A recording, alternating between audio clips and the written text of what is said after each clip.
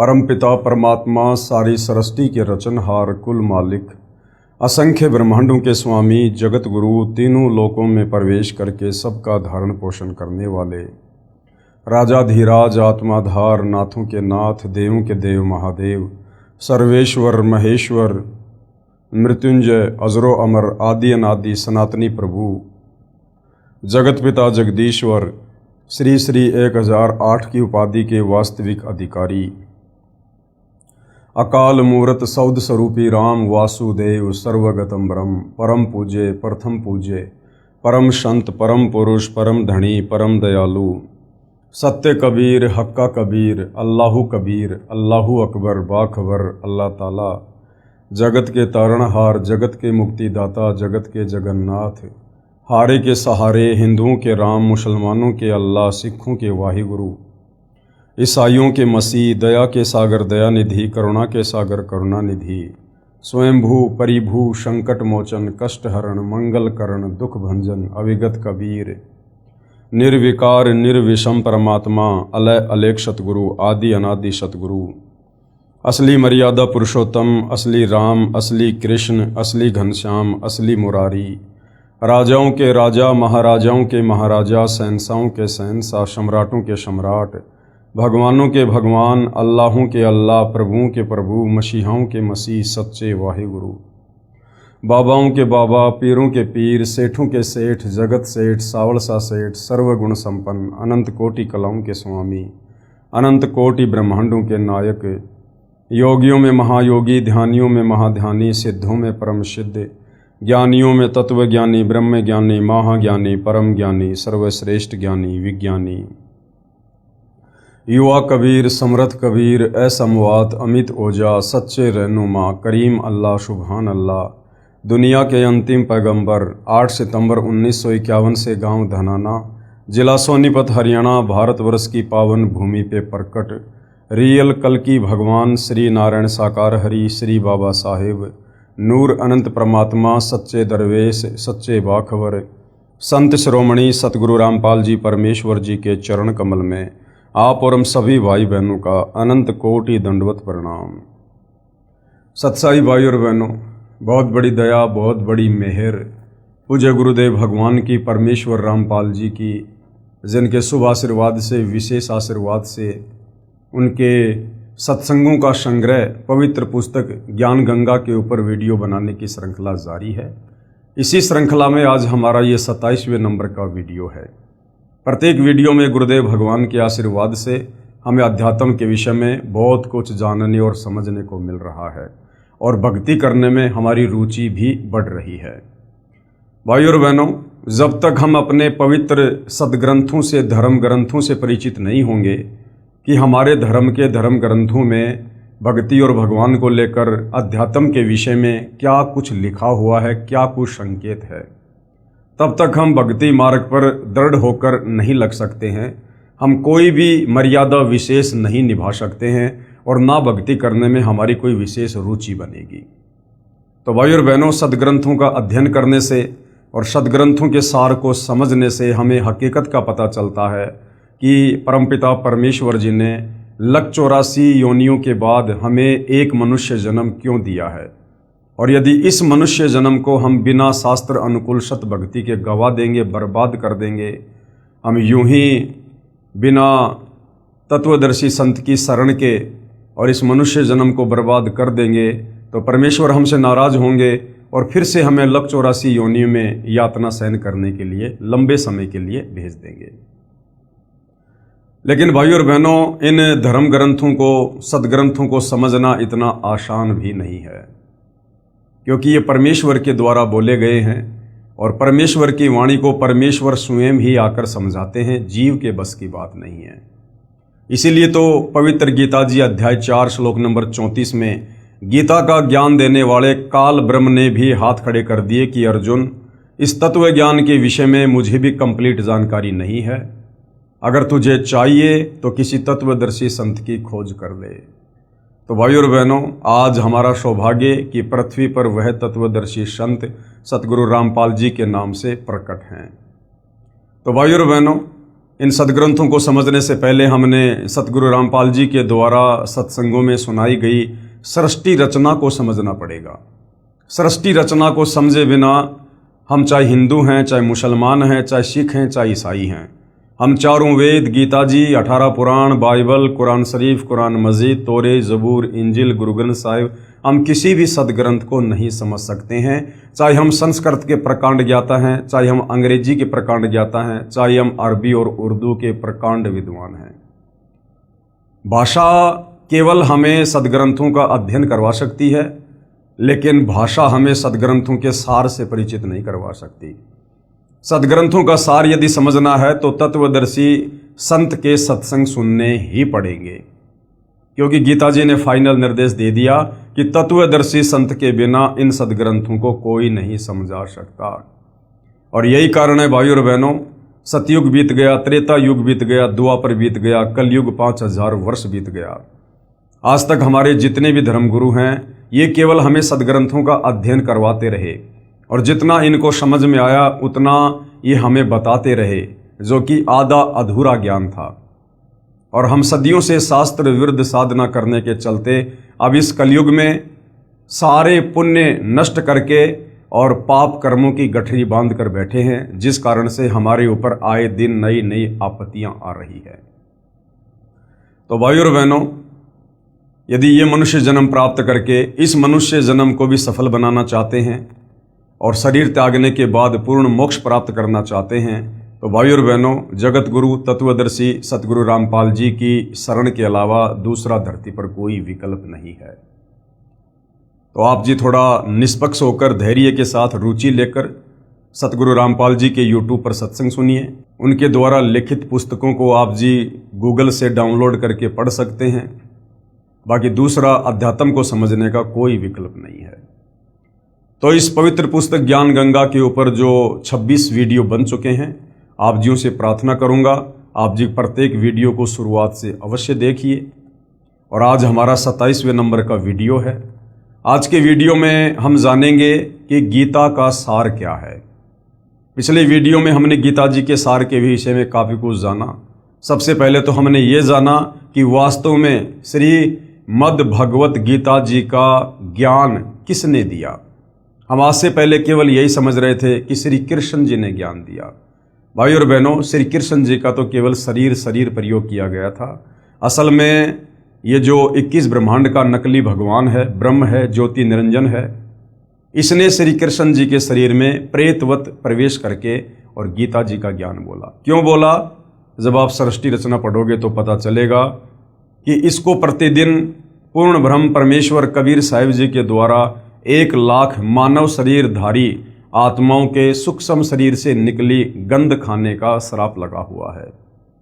तो इसने आप और हमें यहाँ पर मरवाना ही मरवाना है, वो चाहे युद्ध के माध्यम से हो, चाहे बीमारी के माध्यम से हो, चाहे प्राकृतिक आपदाओं के माध्यम से हो। इसलिए इसने अपने भोजन के लिए श्री कृष्ण जी के शरीर में प्रेत की तरह प्रवेश करके गीता जी का ज्ञान बोला। अर्जुन को अपना विराट काल रूप दिखाकर डराया और जबरदस्ती अर्जुन से युद्ध करवाया। तो गीता जी का ज्ञान इस काल ने बोला है। और गीता जी का ज्ञान देते समय ये जो काल ब्रह्म है, ये अध्याय 7 श्लोक नंबर 12 से 15 में 3 गुणों की भक्ति करने के लिए मना करता है कि जो व्यक्ति तीनों गुणों की भक्ति करते हैं वो राक्षस स्वभाव को धारण किए हुए मनुष्यों में नीच दूषित कर्म करने वाले मूर्ख लोग हैं। तो भाइयों और बहनों, ये 3 गुण क्या हैं जिनकी भक्ति करने के लिए ये काल मना कर रहा है? वैसे तो मोटा मोटा आप सबको पता है कि ये 3 गुण ब्रह्मा विष्णु महेश हैं, जो इस काल के ही पुत्र हैं। और इन तीनों की भक्ति करने के लिए इनका पिता काल ब्रह्म मना कर रहा है। तो आप और हमें कैसे विश्वास हो? क्योंकि गीता जी अध्याय 7 श्लोक नंबर 12 से 15 में डायरेक्ट ब्रह्मा विष्णु महेश जी का नाम तो नहीं लिखा हुआ है, केवल 3 गुण लिखा हुआ है, त्रिगुण माया। तो भाई और बहनों, हिंदू धर्म के और बहुत सारे सदग्रंथ हैं जिनसे आज हम समझेंगे कि वास्तव में 3 गुण क्या हैं। क्या ब्रह्मा विष्णु महेश ही 3 गुण हैं? क्या यही 3 देवता हैं? क्या यही 3 गुण हैं? तो भाई और बहनों, अब हम चलते हैं पवित्र पुस्तक ज्ञान गंगा के अंदर जो कि परम पूज्य परमेश्वर सतगुरु रामपाल जी के सत्संगों का संग्रह है और भक्तों के द्वारा इसको लिखा गया है। तो ये है पवित्र पुस्तक ज्ञान गंगा, आप जियों के सामने है। आज हम समझेंगे तीनों गुण क्या हैं प्रमाण सहित। तीनों गुण, रजगुण ब्रह्मा जी हैं, सतगुण विष्णु जी हैं और तमगुण शिव जी हैं। ब्रह्म यानी काल, जो ब्रह्मा विष्णु महेश का पिता है, दुर्गा का पति है।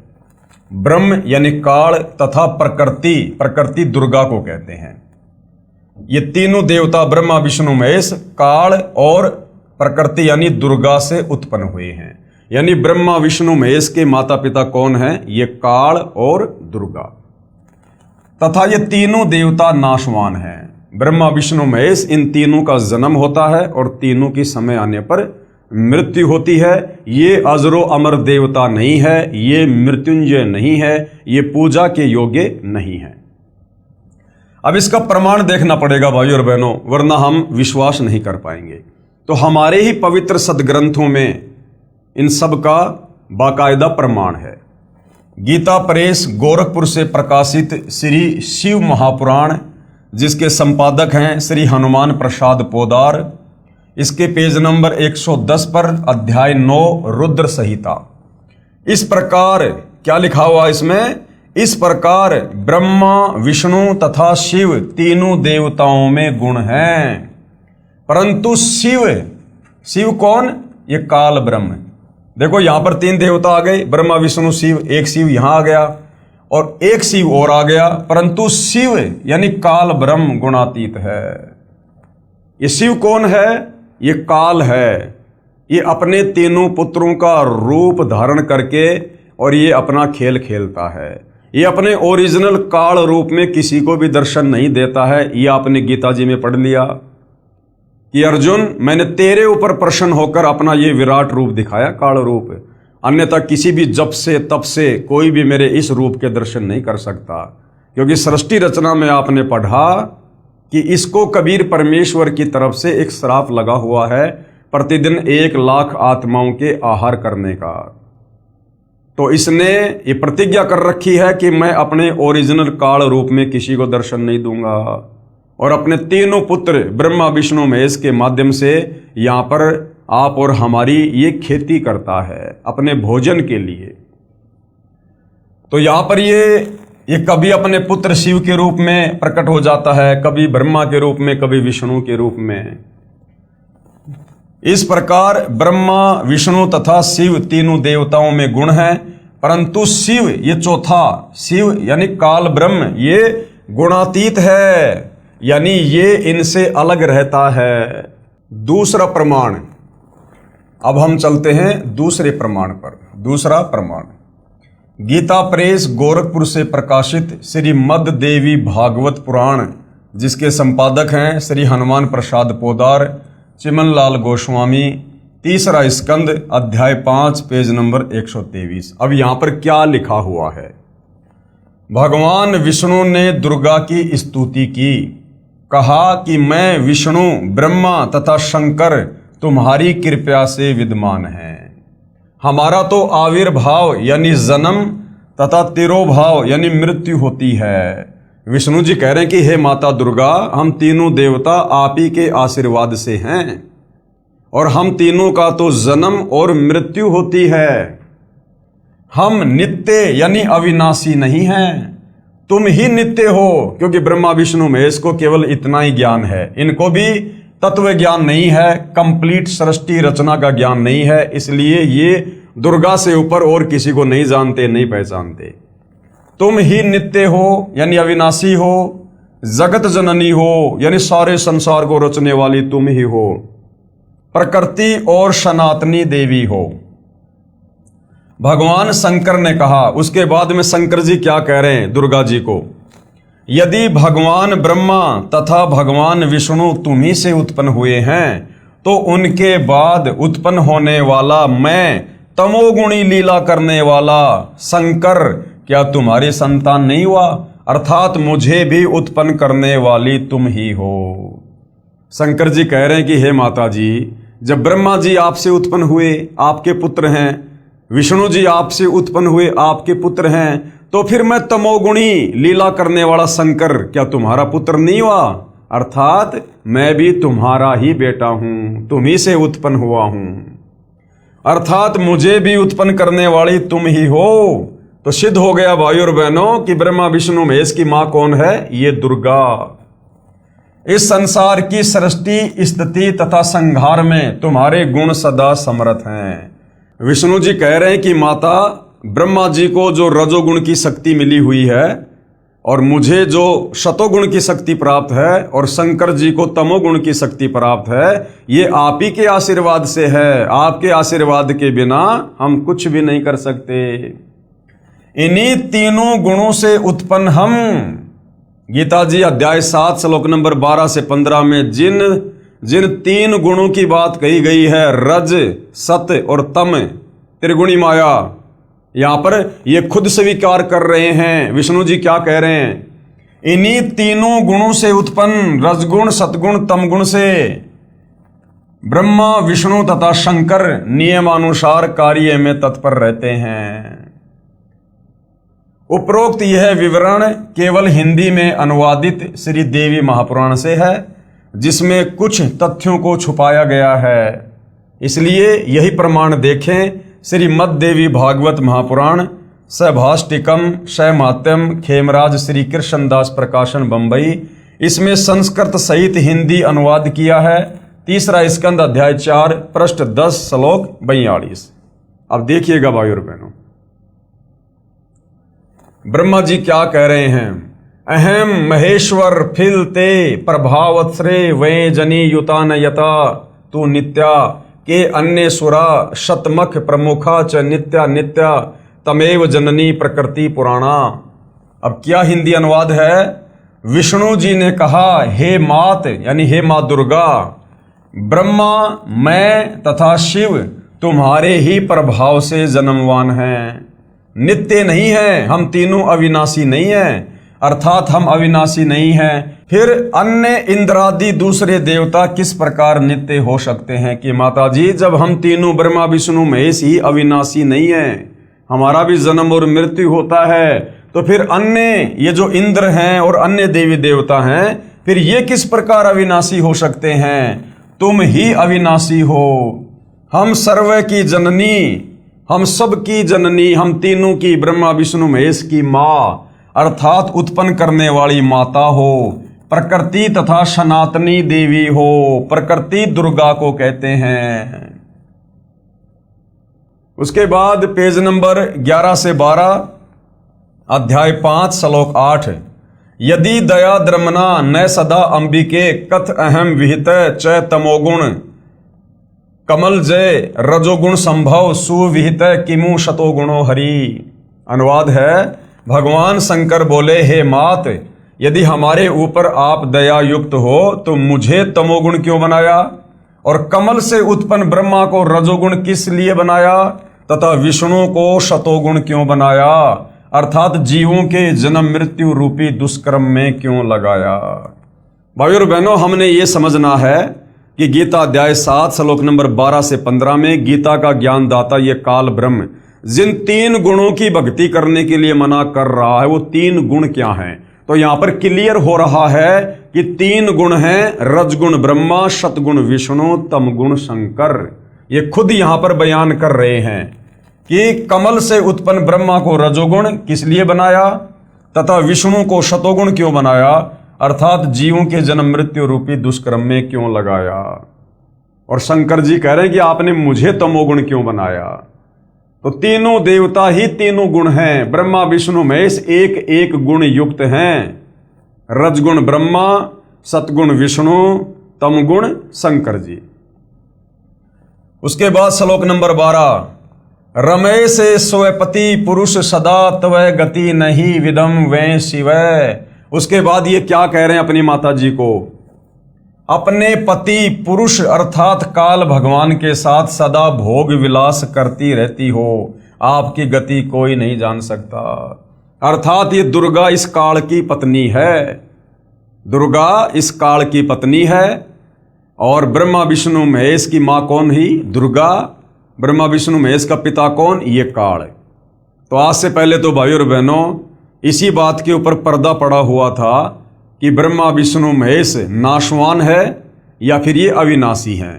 तो अब हमारे धार्मिक सदग्रंथ ये क्लियर कर रहे हैं कि ब्रह्मा विष्णु महेश ये तीनों देवता नाशवान है, इनका जन्म और मृत्यु होता है, ये अविनाशी नहीं है, नित्य नहीं है। और इनकी माँ ये प्रकृति अर्थात दुर्गा है और इनका पिता काल भगवान है। फिर तीसरे स्कंद में क्या लिखा है? तीसरा स्कंद पेज नंबर 14 अध्याय 5 श्लोक 43। एक मेवा द्वितीयम यत ब्रह्म वेदा वदंती व सा किम त्वम वाष्पेशो वा किम संदेह विनिवर्ते।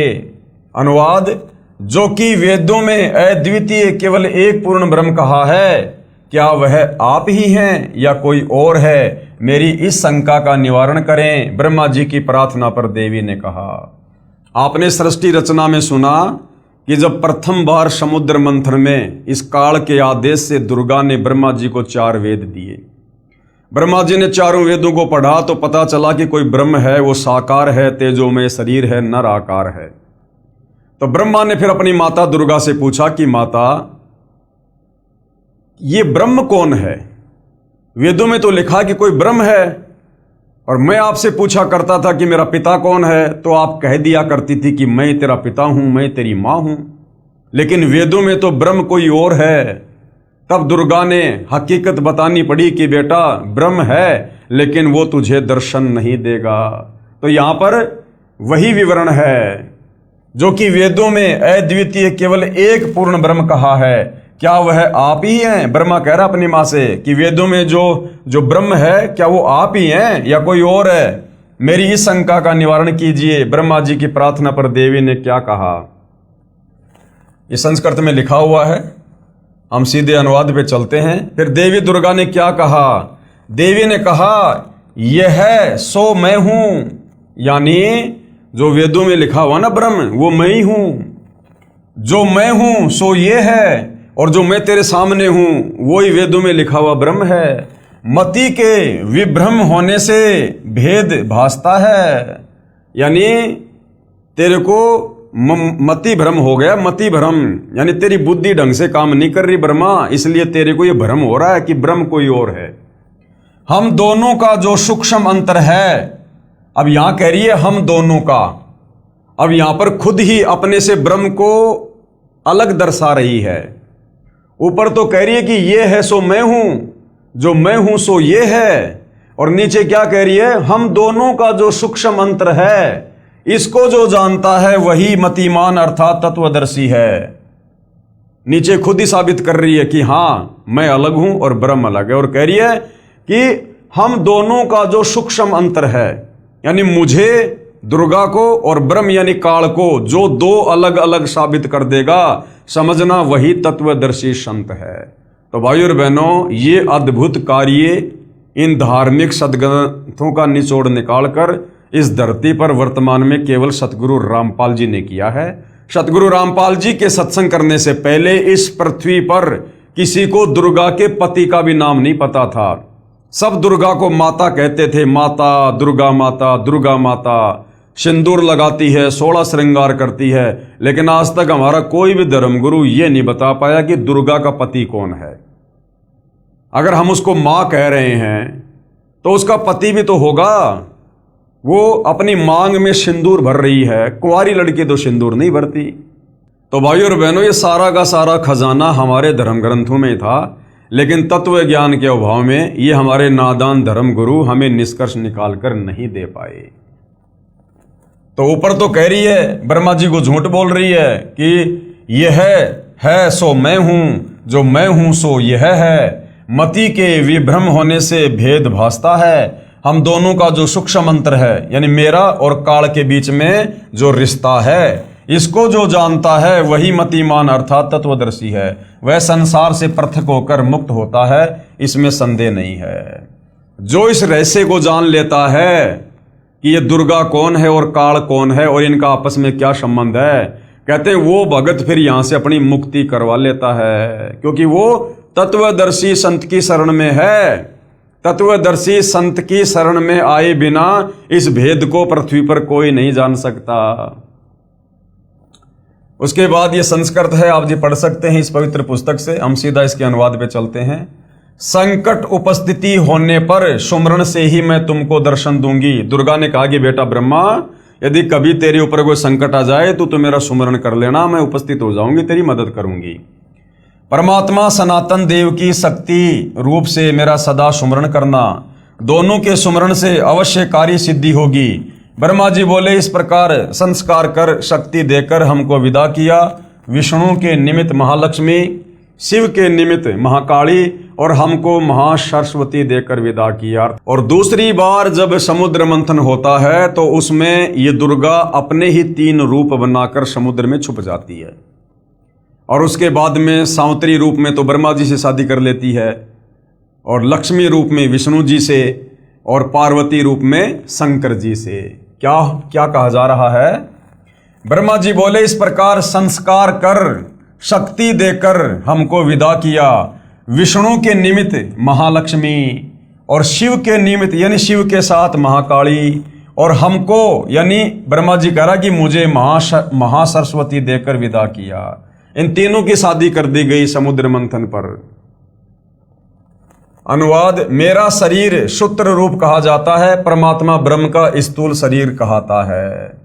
क्या कह रही है कि परमात्मा यानी ब्रह्म का स्थूल शरीर कहा जाता है। उस ब्रह्म का स्थूल शरीर है, वो निराकार नहीं है। कह रही है उसका स्थूल शरीर है। अब जिसका स्थूल शरीर है तो वो साकार हुआ। और हमारे धर्मगुरु कहा करते थे कि ब्रह्म निराकार है, ब्रह्म निराकार है। अब आगे भाइयों और बहनों, उपरोक्त पुराण वाक्यों का सार। अब जो पुराण हैं, क्या इन पुराणों में भी ये लिखा हुआ है कि रजगुण ब्रह्मा है, सतगुण विष्णु है, तमगुण शंकर जी है? भाई श्री देवी भागवत ने तो क्लियर कर दिया, श्री शिव महापुराण ने क्लियर कर दिया कि ब्रह्मा विष्णु महेश ही तीनों देवता हैं और ये ही तीनों गुण हैं। रजगुण युक्त ब्रह्मा जी हैं, सतोगुण युक्त विष्णु जी हैं और तमोगुण युक्त शंकर जी हैं। यही तीनों देवता हैं और यही तीनों गुण हैं। अब यदि हमारे इन पुराणों में भी इस बात का कोई प्रमाण मिल जाए कि वास्तव में ब्रह्मा विष्णु महेश ही एक एक गुण युक्त हैं, तो भाइयों और बहनों फिर गीता जी अध्याय 7 श्लोक नंबर 12 से 15 को पढ़ने में बड़ी आसानी होगी। उपरोक्त पुराण वाक्यों का सार स्पष्ट हुआ कि श्री ब्रह्मा जी रजगुण है, श्री विष्णु जी सतगुण है तथा श्री शिव जी तमगुण है। और ये तीनों भगवान नाशवान हैं, इनका जन्म और मृत्यु होता है तीनों का, ब्रह्मा विष्णु महेश का, तथा इनका जन्म मृत्यु होता है। और दुर्गा को प्रकृति भी कहा जाता है, दुर्गा को प्रकृति भी कहते हैं। और दुर्गा का पति ब्रह्म यानी क्षर पुरुष ये काल है, और ये उसके साथ में पति पत्नी व्यवहार यानी रमण विलास करती रहती है। दुर्गा तथा ब्रह्म दोनों स्थूल शरीर में यानी आकार में हैं, निराकार नहीं हैं। ये श्री शिव महापुराण और देवी महापुराण ने बिल्कुल क्लियर कर दिया। यही प्रमाण गीता अध्याय 14 श्लोक नंबर 3 से 5 में है।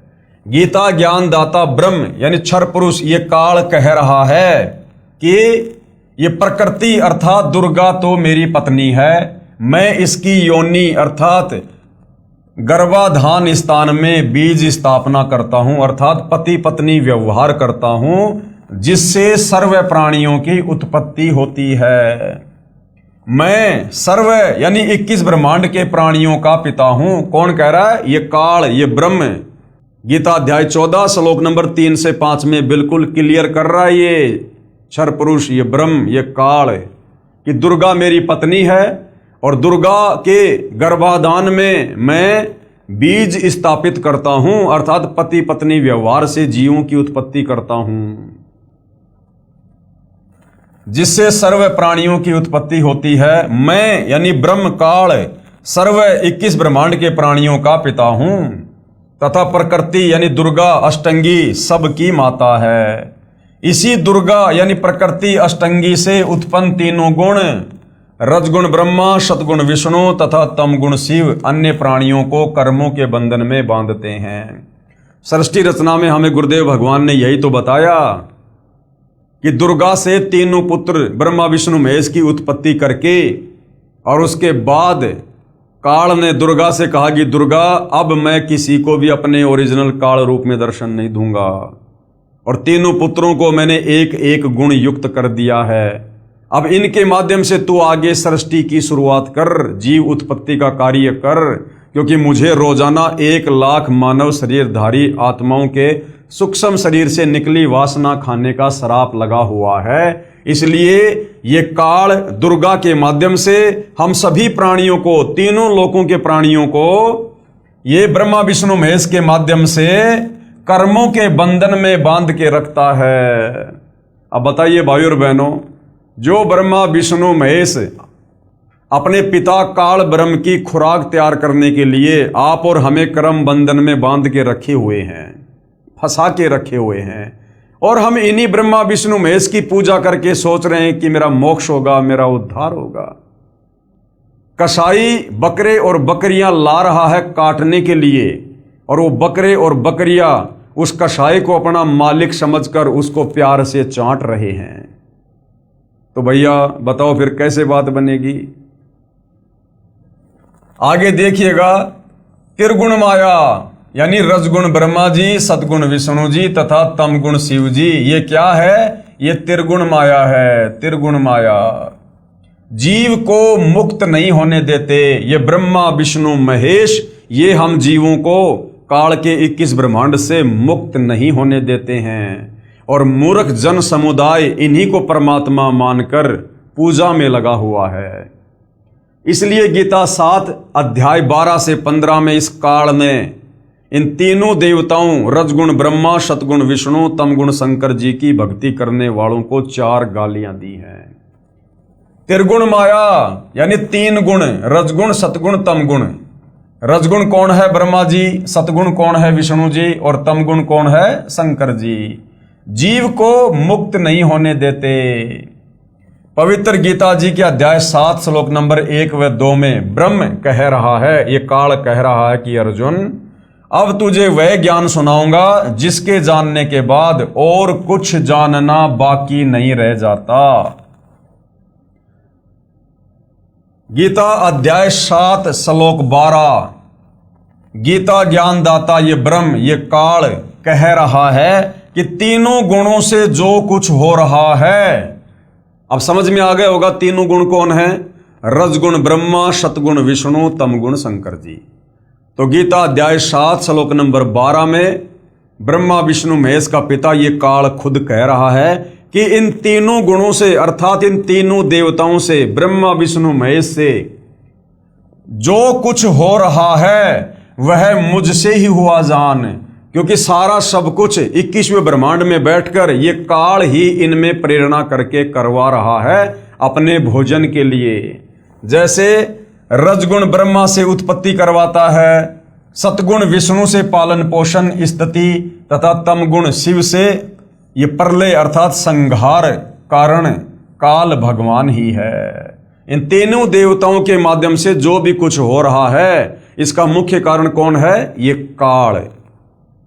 फिर कहा है कि मैं इनमें नहीं हूं, क्योंकि काल बहुत दूर 21वें ब्रह्मांड में निज लोक में रहता है।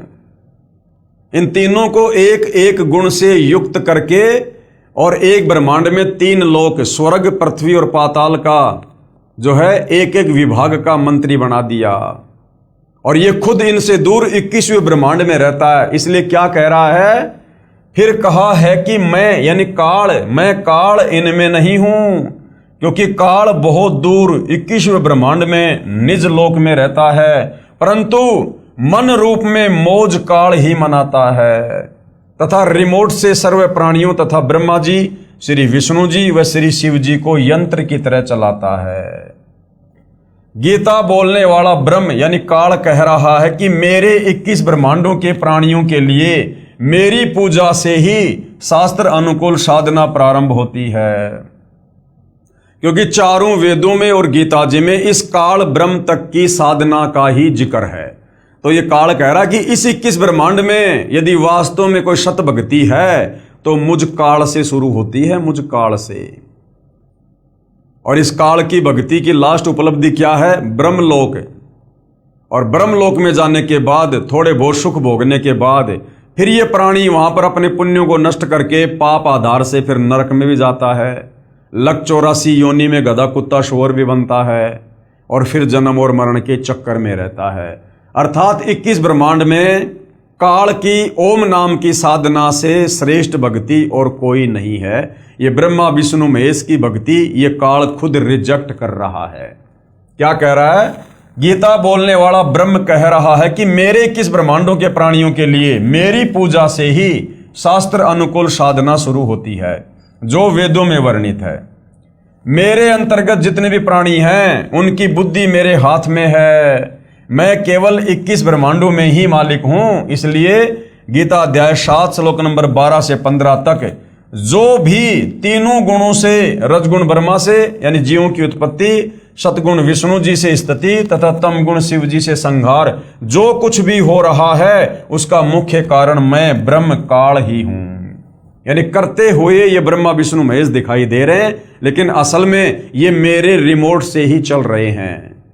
ये तीन गुण इनको मैंने ही दिए हैं। तो ये कह रहा है कि जो भी मुख्य कारण है वो मैं हूं, काल। और ये ऐसा क्यों करता है? हमने सृष्टि रचना में पढ़ा, क्योंकि काल को 1 लाख मानव शरीरधारी प्राणियों के शरीर को मारकर मैल को खाने का शाप लगा हुआ है। यानी ये सूक्ष्म शरीर से निकली वासना को तपतशिला पर भून भून के खाता है। जो साधक यानी जो भगत मेरी यानी ब्रह्म की काल की साधना ना करके और त्रिगुणमयी माया यानी रजगुण ब्रह्मा जी, सतगुण विष्णु जी और तमगुण शिव जी की ही भक्ति करके थोड़े बहुत लाभ प्राप्त करते हैं, जिससे ज्यादा कष्ट उठाते रहते हैं। साथ में संकेत किया है कि इनसे ज्यादा लाभ मैं काल ब्रह्म दे सकता हूं। ये कह रहा कि ब्रह्मा विष्णु महेश की भक्ति साधना से तो मुझ काल की साधना लाख गुना उत्तम है।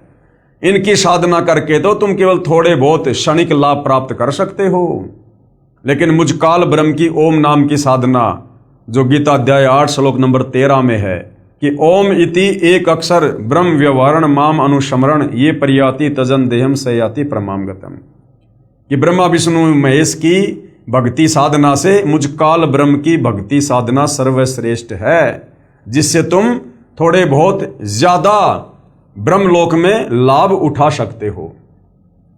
परंतु ये मूर्ख साधक, काल क्या कह रहा है? परंतु ये मूर्ख भगत तत्व ज्ञान के अभाव से इन्हीं तीनों गुण रजगुण ब्रह्मा जी, सतगुण विष्णु जी, तमगुण शिव जी तक की साधना करते रहते हैं। लेकिन ये मूर्ख जन समुदाय तत्व ज्ञान के अभाव में और इन्हीं तीनों देवताओं को भगवान मानकर इन्हीं की पूजा करते रहते हैं। इनकी बुद्धि इन्हीं तीनों भगवानों तक सीमित है। इसलिए ये राक्षस स्वभाव को धारण किए हुए मनुष्यों में नीच शास्त्र विरुद्ध साधना रूपी दुष्कर्म करने वाले मूर्ख मुझे यानी काल ब्रह्म को भी नहीं भजते। यही प्रमाण गीता अध्याय 16 श्लोक नंबर 4 से 20 व 23-24 तक अध्याय 17 श्लोक 2 से 14 तथा 19 व 20 में भी है। यानी ये ब्रह्मा विष्णु महेश का पिता काल ब्रह्म इन तीनों देवताओं ब्रह्मा विष्णु महेश की भक्ति ना करने की सलाह दे रहा है। विचार करें भाई और बहनों, ब्रह्मा विष्णु महेश की भक्ति करने वाले कौन कौन हुए हैं और कैसा उनका स्वभाव था। रावण ने भगवान शिव को मृत्युंजय अजरो अमर सर्वेश्वर मानकर भक्ति की, क्योंकि तत्व ज्ञान रावण को भी नहीं था। 10 बार शीश काटकर समर्पित कर दिया शंकर जी के चरणों में, जिसके बदले में युद्ध के समय 10 शीश रावण को प्राप्त हुए, परंतु मुक्ति नहीं हुई, क्योंकि मुक्ति तो ब्रह्मा विष्णु महेश की नहीं है, तो इनकी भक्ति से इनके भक्तों को कैसे मिलेगी।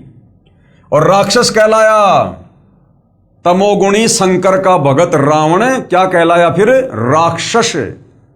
इसलिए गीता अध्याय 7 श्लोक नंबर 12 से 15 में काल कह रहा है कि जो इन्हीं तीनों गुणों की भक्ति पर लगे रहते हैं वो राक्षस स्वभाव को धारण किए हुए मनुष्यों में नीच दूषित कर्म करने वाले मूर्ख मुझ काल की भक्ति भी नहीं करते। ये दोष रावण के गुरुदेव का है, जिस नादान नीम हकीम गुरु ने वेदों को ठीक से ना समझकर अपनी सोच से और तमोगुण युक्त भगवान शंकर को ही पूर्ण परमात्मा बताया तथा भोली आत्मा रावण ने झूठे गुरुदेव पर विश्वास करके जीवन व अपने कुल का नाश किया। दूसरा उदाहरण, इन तीनों गुणों की भक्ति क्यों नहीं करनी चाहिए ब्रह्मा विष्णु महेश की। एक भस्मागिरी नाम का भगत था, जिसने शिवजी तमोगुण को ही इष्ट मानकर यानी भगवान मानकर शीर्षासन क्या होता है, ऊपर को पैर नीचे को शीश करके 12 साल तक साधना की। भगवान शिव को वचनबद्ध करके भस्म कंडा ले लिया, भगवान शिव जी को ही मारने लगा। उद्देश्य क्या था कि भस्म कंडा प्राप्त करके भगवान शिव जी को मारकर पार्वती जी को पत्नी बनाऊंगा। इसको कहते हैं राक्षस स्वभाव को धारण किए हुए मनुष्यों में नीच। ये भस्मागिरी तमोगुणी शंकर को अपना भगवान मानकर उसकी भक्ति कर रहा है, उसके घर के आगे 12 साल तक ऊपर को पैर नीचे को सिर करके भक्ति कर रहा है। और मन में क्या दोष था कि शंकर जी के पास में एक वो कड़ा था, उस कड़े की क्या विशेषता थी, वो कड़ा हाथ में लेकर जिसके सर के ऊपर रखकर कह दो भस्म, वो तुरंत राख हो जाता था।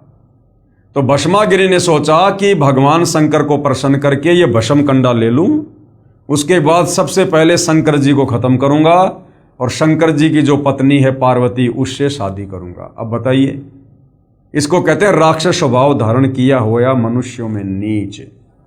यानी ब्रह्मा विष्णु महेश की भक्ति करने वालों को सद्बुद्धि नहीं आ सकती। उद्देश्य यह था कि भस्म कंडा प्राप्त करके भगवान शिव जी को मारकर पार्वती जी को पत्नी बनाऊंगा।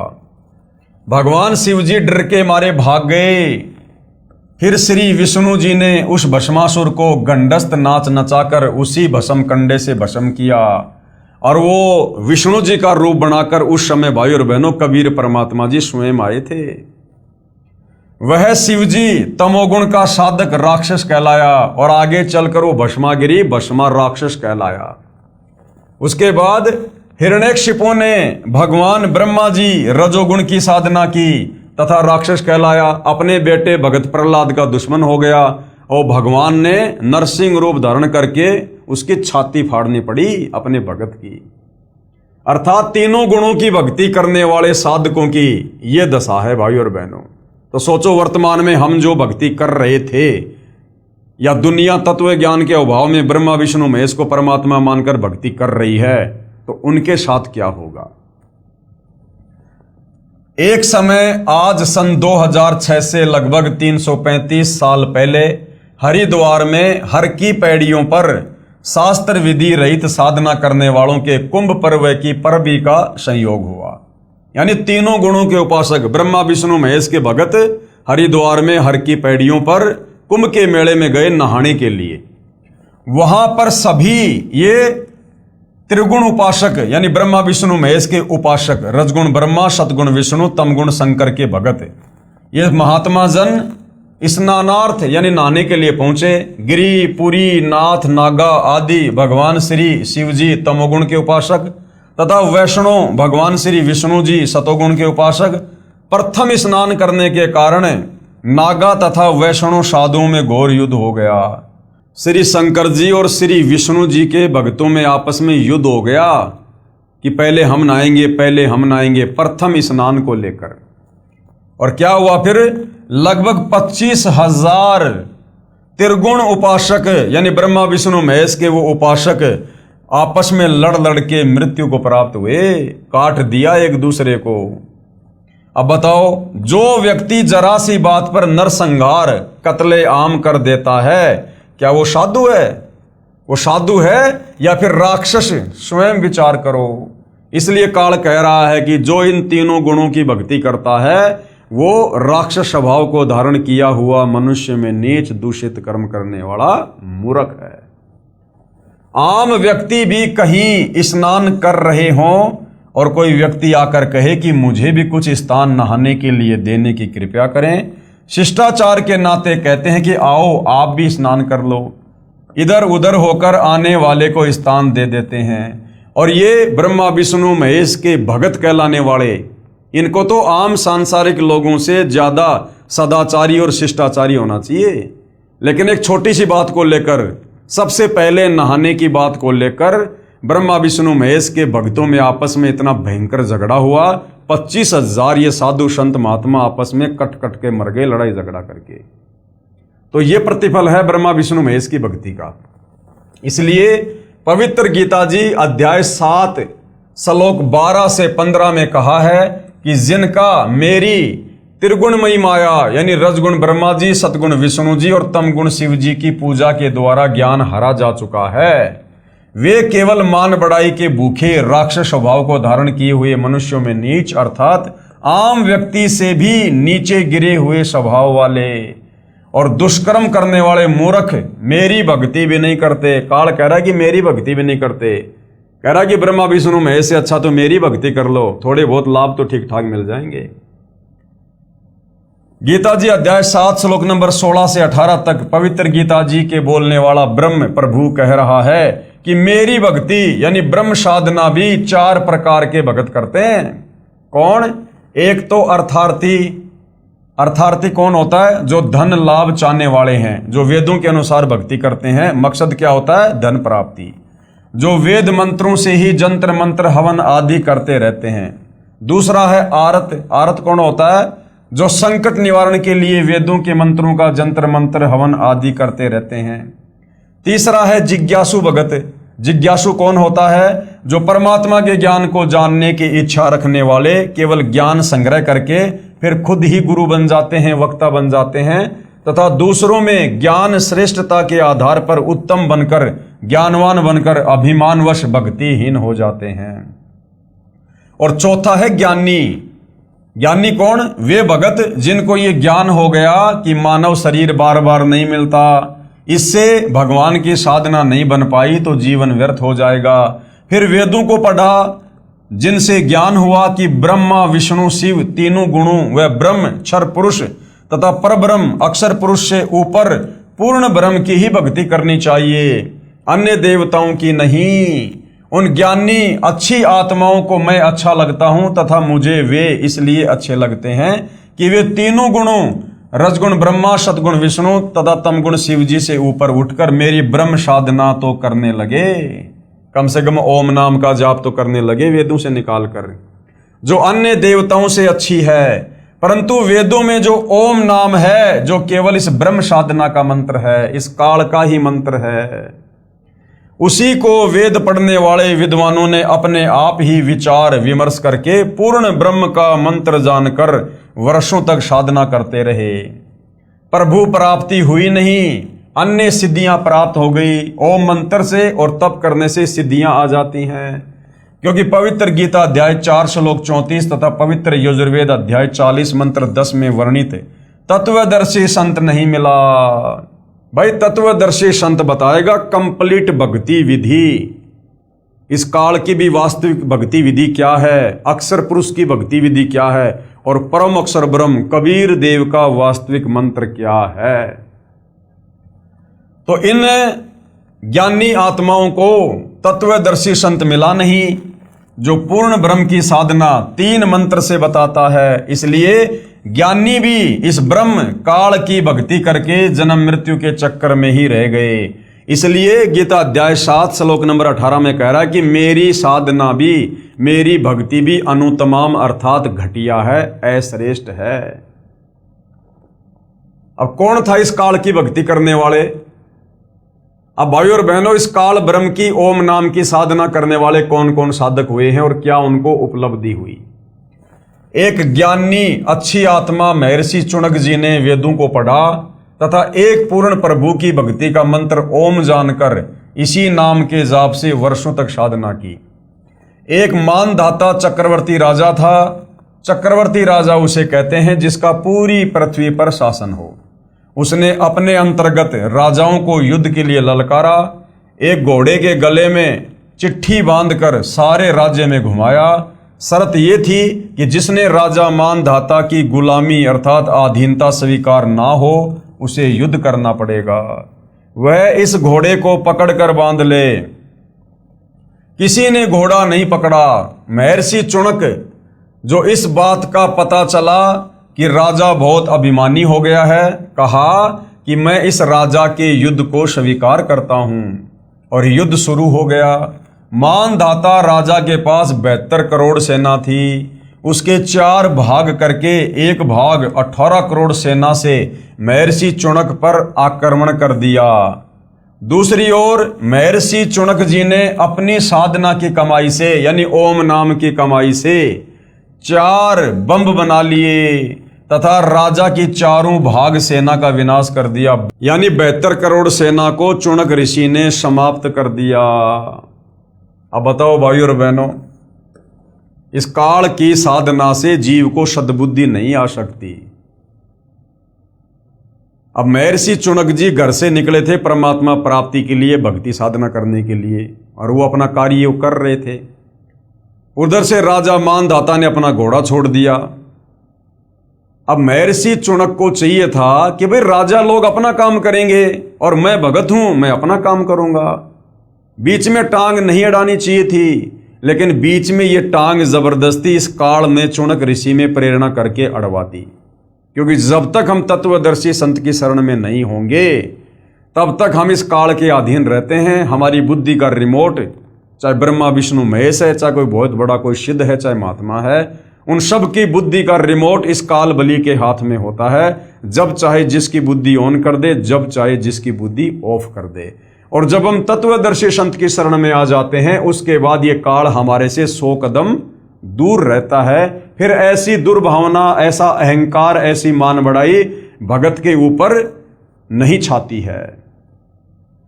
विशेष श्री ब्रह्मा जी, श्री विष्णु जी, श्री शिव जी तथा ब्रह्म व परब्रह्म की भक्ति से पाप तथा पुण्य दोनों का फल भोगना पड़ेगा।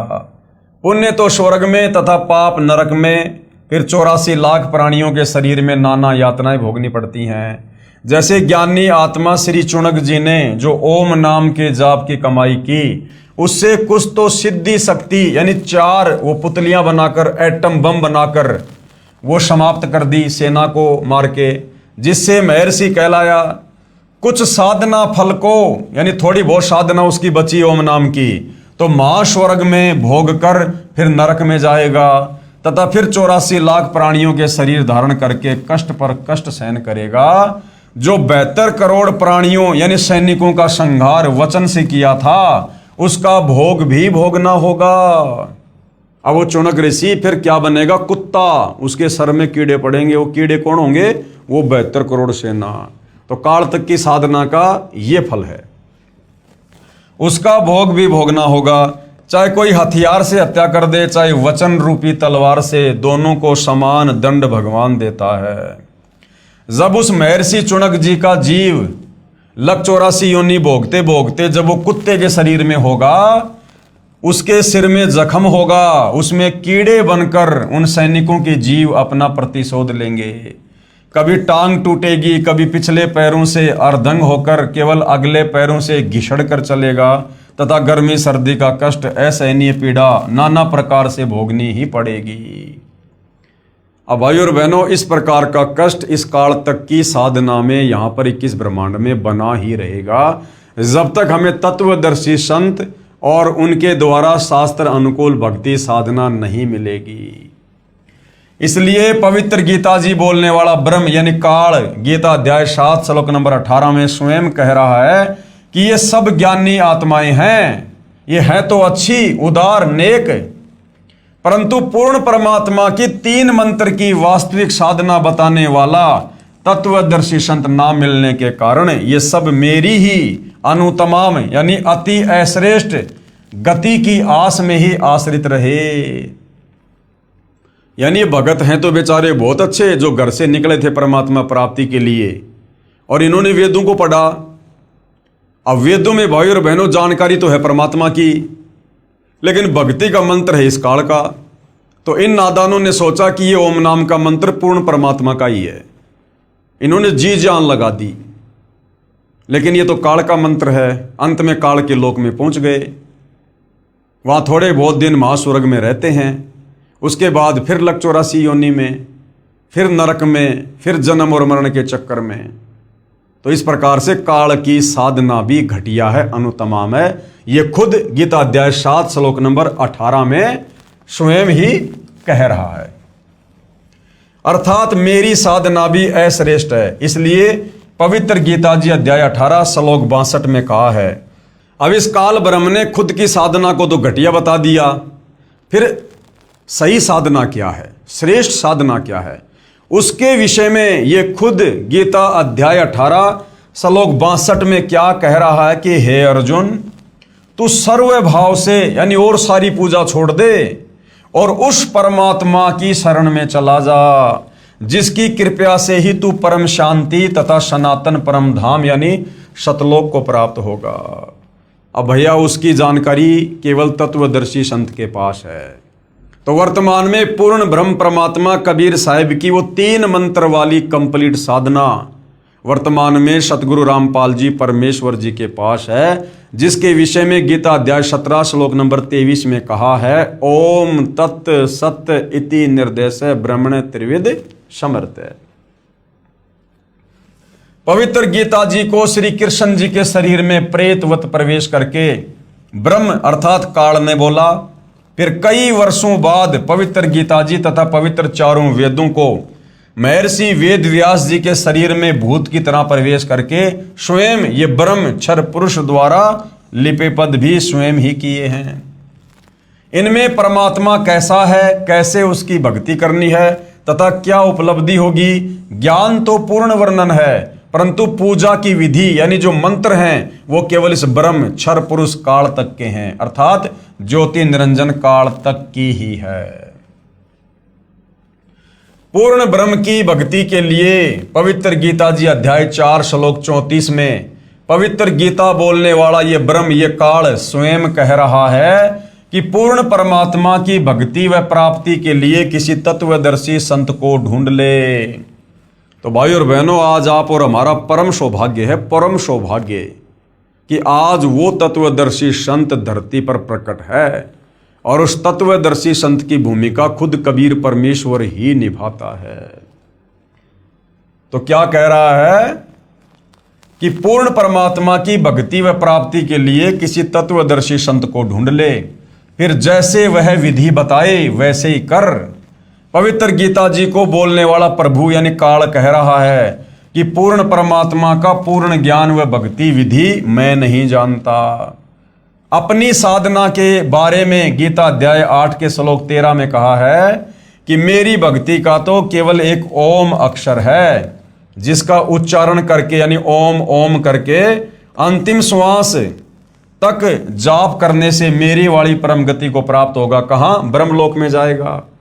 ब्रह्मलोक से फिर वापस जन्म मरण में आएगा, लक 84 में नरक में। फिर गीता अध्याय 7 श्लोक 18 में कहा है कि जिन प्रभु चाहने वाली आत्माओं को तत्वदर्शी संत नहीं मिला तो पूर्ण ब्रह्म की साधना जानता हो, जो पूर्ण ब्रह्म की साधना जानता हो, इसलिए वे उदार आत्माएं मेरे वाली अनुतमाम यानी घटिया अति अनुतम परम गति में ही आश्रित हैं। यानी तत्वदर्शी संत के अभाव में वो अच्छी आत्माएं जो वेदों से ओम नाम को निकाल कर जाप कर रही हैं, वो तत्वदर्शी संत की शरण के अभाव में मेरी ही घटिया साधना कर रही हैं, परमात्मा की साधना जानकर। पवित्र गीता जी बोलने वाला प्रभु यानी काल स्वयं कह रहा है कि मेरी साधना से होने वाली गति अर्थात मुक्ति भी अति अश्रेष्ठ है, घटिया है। अध्याय 7 श्लोक नंबर 18 में।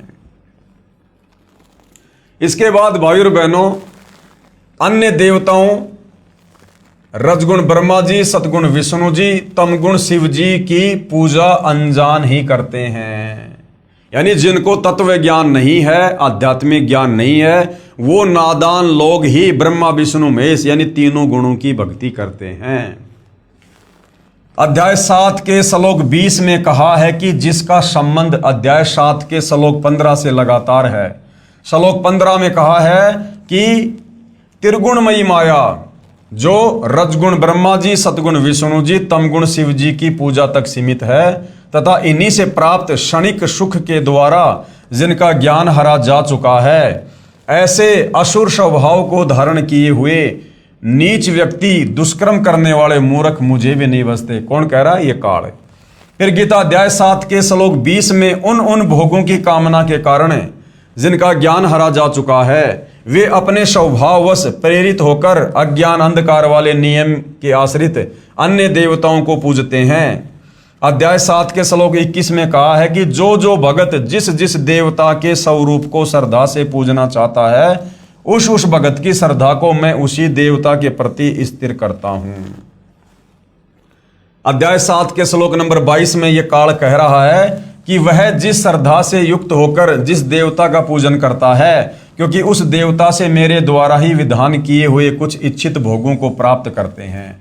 जैसे मुख्यमंत्री कहे कि नीचे के अधिकारी मेरे ही नौकर हैं, मैंने उनको कुछ अधिकार दे रखे हैं जो उनके यानी अधिकारियों के ही आश्रित है, वह लाभ भी मेरे द्वारा ही दिया जाता है, परंतु पूर्ण लाभ वो अधिकारी नहीं दे सकते। अध्याय 7 के श्लोक 23 में वर्णन है कि परंतु उन मंद बुद्धि वालों का वह फल नाशवान होता है। देवताओं को पूजने वाले देवताओं को प्राप्त होते हैं, यानी देवताओं के लोक में चले जाएंगे, वहां पर थोड़े बहुत समय के लिए कोई गण बन जाएंगे, उनके नौकर बन जाएंगे। मद भगत मतावलंबी, जो वेदों में वर्णित भक्ति विधि अनुसार भक्ति करने वाले भगत भी मुझको प्राप्त होते हैं, यानी ओम नाम की साधना करने वाले मुझ काल को प्राप्त होते हैं, अर्थात काल के जाल से कोई बाहर नहीं निकलता। यानी भाइयों और बहनों, ये काल कह रहा है कि जो व्यक्ति मेरी भक्ति ना करके और इन अन्य देवी देवताओं की भक्ति पर लगे हुए हैं, उन मूर्खों को ये नहीं पता कि उन देवी देवताओं की भक्ति करने के चलते जो थोड़े बहुत सुख यानी लाभ उनको प्राप्त होते हैं, जैसे थोड़े बहुत समय के लिए स्वर्ग में चला गया, फिर नरक में, छोटे मोटे काम यहां पर हो गए सिद्ध, तो ये काल कह रहा कि वो लाभ भी मेरी शक्ति से ही उन भक्तों को मिल रहे हैं। जिस प्रकार गांव का सरपंच है और गांव का सरपंच गांव वालों को कुछ अच्छे कार्य करके कोई धर्मशाला बनवा दे, कोई रोड बनवा दे, कोई नाली को पक्की करवा दे, कोई ट्यूबवेल लगा दे, वो गांव वालों को थोड़े बहुत कुछ लाभ दे रहा है, लेकिन वो सरपंच वो लाभ नहीं दे सकता जो लाभ मुख्यमंत्री दे सकता है। और गांव वाले केवल सरपंच के पीछे लग रहे हैं और किसी को जानते नहीं, मानते नहीं कि सरपंच ही हमारा मुख्यमंत्री है, हमारा सब कुछ है। तो फिर मुख्यमंत्री कहे कि उन नादान, उन मूर्ख गांव वालों को यह पता ही नहीं है कि उस सरपंच से ज्यादा लाभ तो यदि वो डायरेक्ट मेरे से संपर्क करें तो मैं दे सकता हूं, अन्यथा सरपंच से जो लाभ प्राप्त हो रहा है वो भी मेरे द्वारा, मेरे सिस्टम से ही हो रहा है, वो सरपंच कुछ भी देने में सक्षम नहीं है। तो इसी प्रकार ये काल कह रहा है कि इस तत्व ज्ञान को अच्छे से ना समझकर और जो मेरी भी भक्ति नहीं करते हैं और केवल ये ब्रह्मा विष्णु महेश से नीचे देवी देवताओं की भक्ति में लगे रहते हैं, तो देवी देवताओं की भक्ति से वो सुख, वो लाभ नहीं हो सकता जो मुझ काल ब्रह्म की ओम नाम की साधना से मिल सकता है। और वो देवी देवताओं की साधना से थोड़े बहुत जो लाभ मिल रहे हैं, ये काल कह रहा कि वो भी मेरे आशीर्वाद से मिल रहे हैं, वो भी मैंने ही विधान बना रखा है। कहने का मतलब है अगर किसी को 21 ब्रह्मांड में ही रहना है, इस काल के लोक में ही रहना है, और यदि गधा कुत्ता सुअर भी बनना है, नरक में भी जाना है, जन्म मरण के चक्कर में भी रहना है और रहना 21 ब्रह्मांड में ही है, तो काल कह रहा कि नादानो फिर क्यों ना मेरी ओम नाम की साधना करो। बार बार तो नरक में नहीं जाओगे, बार बार तो तपस्या पे नहीं जाओगे, काफी लंबे समय तक मेरी ओम नाम की साधना से मैं तुम्हें ब्रह्मलोक में रखूंगा, मां स्वर्ग में रखूंगा, लेकिन अंत में जाना फिर पड़ेगा तुम्हारे को जन्म मरण में, लक 84 में, नरक में। विशेष अध्याय 7 के श्लोक 20 से 23 में कहा है कि वे जो भी साधना किसी भी पितर की, भूत की, देवी देवताओं आदि की पूजा स्वभाववश करते हैं, जैसे हम श्राद्ध निकालते हैं तो श्राद्ध निकालना ये भूतों की पूजा है। मैं ब्रह्म काल ही उन मंद बुद्धि लोगों भक्तों को उसी देवता के प्रति आसक्त करता हूं। वे नादान भगत देवताओं से जो लाभ पाते हैं, मैंने काल ने ही देवताओं को कुछ शक्ति दे रखी है, उसी के आधार पर उनके यानी देवताओं के पुजारी देवताओं को प्राप्त हो जाएंगे। लेकिन रहेंगे काल के जाल में। परंतु उन मंद बुद्धि भक्तों की वह पूजा 84 लाख योनियों में शीघ्र ले जाने वाली है, यानी ज्यादा समय तक वो स्वर्ग में नहीं रह सकते। देवी देवताओं की पूजा करने वाले स्वर्ग में अपना पुण्य भोग के फिर तुरंत लक 84 में चले जाएंगे। तथा जो मुझे यानी काल को भजते हैं वे तपतशिला पर फिर मेरे महास्वर्ग ब्रह्मलोक में चले जाएंगे और उसके बाद जन्म मरण में ही सदा रहेंगे। मोक्ष प्राप्त नहीं होगा, 21 ब्रह्मांड से बाहर नहीं निकल सकते काल की ओम नाम की साधना करते करते। भावार्थ है कि देवी देवताओं व ब्रह्मा विष्णु शिव तथा माता से भगवान ब्रह्म की साधना अधिक लाभदायक है। यानी ब्रह्मा विष्णु महेश दुर्गा और नीचे के देवी देवताओं से इस काल की ओम नाम की भक्ति अच्छी है। यानी लंबे समय तक महास्वर्ग में रहोगे, ब्रह्मलोक में रहोगे, लेकिन आना फिर पड़ेगा। भले ही महास्वर्ग में गए भगत का स्वर्ग समय 1 महाकल्प तक भी हो सकता है, परंतु महास्वर्ग में शुभ कर्मों का सुख भोग कर फिर नरक तथा अन्य प्राणियों के शरीर में कष्ट बना रहेगा। पूर्ण मोक्ष नहीं, अर्थात कालजाल से मुक्ति नहीं। अब भाइयों और बहनों, और प्रमाण हमारे धर्मशास्त्रों में, पवित्र गीता व पवित्र वेदों में अन्य देवताओं की पूजा तथा पितृ पूजा, श्राद्ध निकालना तथा भूत पूजा, अस्थियां उठाना अर्थात फूल उठाना, पिंड भरवाना, मंडियों की पूजा करना मना किया है। पवित्र चारों वेदों अनुसार साधना का परिणाम केवल स्वर्ग महास्वर्ग प्राप्ति, मुक्ति नहीं। यानी चारों वेदों के अनुसार हम जो साधना करेंगे, चारों वेदों में जानकारी तो है कबीर परमेश्वर की, पूर्ण ब्रह्म की, लेकिन भक्ति का मंत्र केवल ओम है, और ये ओम है इस काल का। तो काल के ही जाल में रहेंगे। चारों वेदों और गीता जी के अनुसार भक्ति करते करते जब तक हमें तत्वदर्शी संत नहीं मिलेगा, और जब तक तत्वदर्शी संत हमें वो कंप्लीट 3 मंत्र का जाप जो पूर्ण ब्रह्म परमेश्वर कबीर साहिब का है, जब तक वो नहीं देगा, हम काल के 21 ब्रह्मांड से बाहर निकलकर मुक्त नहीं हो सकते। तो पवित्र चारों वेदों अनुसार भक्ति का परिणाम क्या है? केवल स्वर्ग में चले जाओगे, महास्वर्ग में चले जाओगे, लेकिन मोक्ष नहीं होगा। फिर जन्म मरण में, फिर लक 84 में गधा कुत्ता सुअर, फिर नरक में, फिर तपतशिला पर। पवित्र गीता अध्याय 9 श्लोक 20 और 21 में कहा है कि जो मनोकामना सकाम सिद्धि के लिए मेरी पूजा तीनों वेदों में वर्णित साधना शास्त्र अनुकूल करते हैं, अर्थात ओम नाम का जो जाप करते हैं, वे अपने कर्मों के आधार पर महास्वर्ग में आनंद मनाकर फिर क्या होगा? फिर जन्म मरण में आ जाते हैं। अर्थात यज्ञ चाहे शास्त्र अनुकूल भी हो, उनका एकमात्र लाभ सांसारिक भोग, स्वर्ग और फिर नरक व 84 लाख योनियां ही हैं। जब तक तीनों मंत्र ओम तत् सत्य जो कि सांकेतिक हैं, तत्वदर्शी शांति बताएगा, गीता अध्याय 17 श्लोक नंबर 23 में लिखे हुए हैं। जब तक तीनों मंत्र ओम तथा तत्व सत्य सांकेतिक हैं, पूर्ण संत से यानी तत्वदर्शी संत से प्राप्त नहीं होते। अध्याय 9 के श्लोक 22 में कहा है कि जो निष्काम भाव से मेरी शास्त्र अनुकूल पूजा करते हैं, उनकी पूजा की साधना की रक्षा मैं स्वयं करता हूं, लेकिन मुक्ति नहीं मिलती जब तक तत्वदर्शी संत नहीं मिलेगा।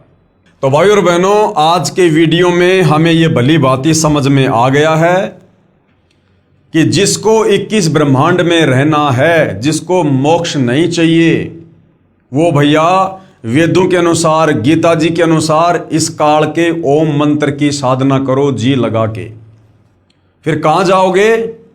इसके ब्रह्मलोक में जाओगे, महास्वर्ग में जाओगे, वहां लंबे समय तक रहोगे, 1 महाकल्प तक रहोगे, हजारों युगों तक रहोगे, सर्व भोग भोगोगे, बकवाद करोगे, वैश्यावर्ती करोगे। उसके बाद जब हमारी ओम नाम की कमाई खत्म हो जाएगी, जब हमारा रिचार्ज खत्म हो जाएगा, ये काल हमें वहां से नीचे उठा के पटक देगा। जैसे यहां से हमारी मृत्यु हो जाती है, ऐसे वहां मृत्यु हो जाएगी। फिर कहां जाएगा वो? जितने समय उसने वो महास्वर्ग भोगा है, उतना ही समय फिर वो नरक भी भोगेगा, लक 84 योनि में भी जाएगा। ये है इस काल की वेदों में वर्णित ओम नाम की साधना का फल। और जिसको पूर्ण मोक्ष चाहिए, 21 ब्रह्मांड से जिसको पार होना है सदा सदा के लिए, जिसको परम सुख चाहिए, वो भैया गीता जी अध्याय 4 श्लोक नंबर 34 में वर्णित तत्वदर्शी संत की शरण में आकर उसके बताए अनुसार साधना करेगा, जिसका यहां से पूर्णतया छुटकारा होगा। और ये काल कह रहा है कि मेरे जो 3 बेटे हैं ब्रह्मा विष्णु महेश, जिनको त्रिगुणी मयी माया का नाम दिया गया है, जो एक एक गुण युक्त हैं, रजगुण ब्रह्मा, सतगुण विष्णु, तमगुण शंकर।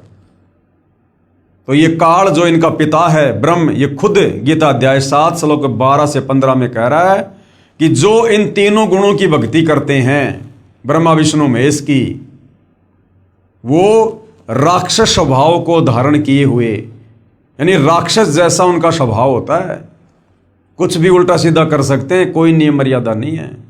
मनुष्यों में नीच दूषित कर्म करने वाले, शराब वो पीते, मांस वो खाते, जुआ वो खेलते, चोरी वो करते, गंदी नजर वो रखते, और मूर्ख इसलिए कहा कि उनको तत्व ज्ञान नहीं है।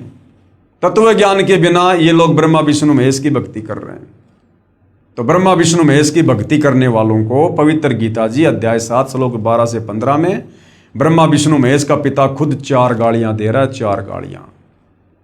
तो भाई और बहनों, ये पवित्र शास्त्र सब कुछ समझा रहे हैं, इनमें सब कुछ लिखा हुआ है।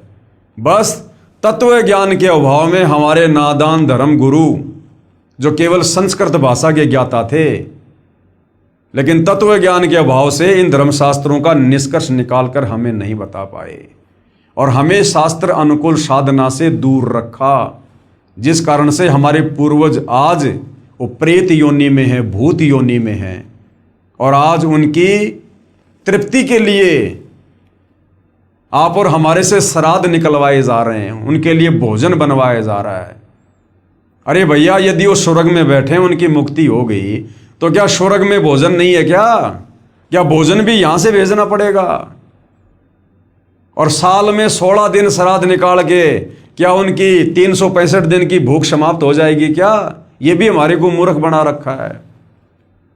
तो जिस प्रकार इन नादान धर्म गुरुओं ने तत्व ज्ञान के अभाव में हमारे पूर्वजों को शास्त्र विरुद्ध साधना करवा के और प्रेत योनि में भेज दिया, भूत योनि में भेज दिया, आज आप और हमारे से भी शास्त्र विरुद्ध साधना के तहत उन हमारे पूर्वजों के श्राद्ध निकलवा कर, जो कि वेद विरुद्ध है, हमें भी प्रेत योनि, भूत योनि में भेजने की तैयारी कर रहे हैं।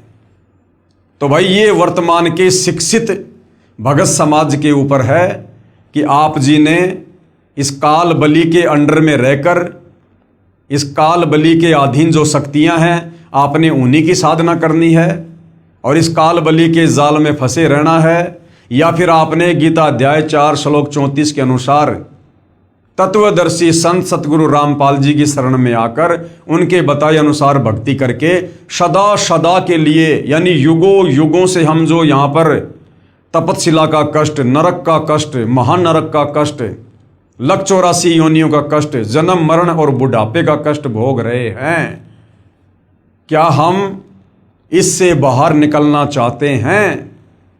क्या उस परम धाम, शाश्वत स्थान, सतलोक को प्राप्त करना चाहते हैं? क्या सदा सदा के लिए अजरो अमर अविनाशी होना चाहते हैं? सर्व सुख भोगना चाहते हैं? तो उसके लिए भाई तत्वदर्शी सतगुरु रामपाल जी की शरण में आकर उनके बताए अनुसार आजीवन मर्यादा में रहकर भक्ति करनी पड़ेगी, दूसरा कोई विकल्प नहीं है। हाँ, मान बढ़ाई और अहंकार वश आप जो मर्जी कर लो, कुछ भी कर लो, यहाँ पर कोई किसी का हाथ नहीं पकड़ेगा, कोई किसी को जबरदस्ती भक्ति नहीं करवा पाएगा। लेकिन फिर ये शरीर छूटने के बाद क्या होगा, फिर क्या क्या कष्ट भोगने पड़ेंगे, वो हमारे धर्मशास्त्र भली भांति बता रहे हैं। तो भाई और बहनों, आज आप और हमारा सौभाग्य उन तमाम आत्माओं का जो समय रहते सतगुरु रामपाल जी परमेश्वर जी की शरण में आकर शास्त्र अनुकूल भक्ति कर रहे हैं। और भाई और बहनों, हमारे द्वारा ये थूक बिलोना, अर्थात ये वीडियो बना बना के समझाना केवल इसलिए है कि आप हमारे भाई बहन हो। हम सब एक परमेश्वर कबीर साहिब के बच्चे हैं और हम सब अपनी नादानी के चलते सतलोक से इस काल के चक्कर में यहाँ पर आए हुए हैं और यहाँ हम असहनीय कष्ट भोग रहे हैं। ये मनुष्य जन्म प्राप्त करके थोड़े बहुत हमें पूर्व जन्म की भक्ति के आधार से सुख हो जाते हैं। कोई सरकारी अफसर बन जाता है, कोई अधिकारी बन जाता है, कोई बिजनेसमैन बन जाता है, कोई मंत्री बन जाता है और सोचते हैं कि हम जो ये साधना कर रहे हैं ब्रह्मा विष्णु महेश की, देवी देवताओं की, बस इसी साधना से हमारे ठाट बाट हो रहे हैं। ये हमारी बहुत ही छोटी सोच है, हमारी आध्यात्मिक ज्ञानहीनता है। ये काल हमें मनुष्य जन्म देकर मूर्ख बना देता है, थोड़े बहुत सुख देकर। ये ना भूलो, इस मनुष्य जन्म से पहले हम गधे थे, कुत्ते थे, सुअर थे, गोबर खा रहे थे, लेटरिन खा रहे थे। हमें कोई गाड़ियों में नहीं घुमाता था, हमें कोई सुबह सुबह चाय बिस्कुट दूध नाश्ता फल फ्रूट नहीं देता था, कोई हमें पहनने को कपड़े नहीं देता था, नहाने को पानी नहीं मिलता था। ऊपर से असहनीय कष्ट, गर्मी सर्दी बरसात ओले आंधी भूख प्यास सब कुछ सहन करनी पड़ रही थी। तो भाई और बहनों, ये जानकारी देने के लिए कबीर परमात्मा स्वयं सतलोक से चलकर तत्वदर्शी संत की भूमिका करके हमें सृष्टि रचना समझाते हैं कि जो गलती हम नादानों ने सतलोक में की थी हमें वो गलती याद दिलाते हैं। और जो तत्वदर्शी संत की बातों पर यकीन कर लेता है, शास्त्रों से सर्व प्रमाण देखकर वो अपना जीवन फिर से सफल कर लेता है। इसलिए भाई और बहनों, आप जियों तक ये जानकारी पहुंचाई जा रही है। तो आज के वीडियो में केवल इतना ही। कल परमेश्वर के आशीर्वाद से फिर सेवा में हाजिर होंगे। यदि ज्ञान समझ में आ रहा है तो अविलंब सतगुरु रामपाल जी से नाम दीक्षा प्राप्त करें और मुक्ति के मार्ग में आगे बढ़ें। तो भाई और बहनों, आज की वीडियो में केवल इतना ही। पूज्य गुरुदेव भगवान हम सबको आशीर्वाद दें, सद्बुद्धि दें, हमारा मार्गदर्शन करें, हमें आज्ञा दें। बंदी छोड़ सतगुरु रामपाल जी परमेश्वर जी की जय हो।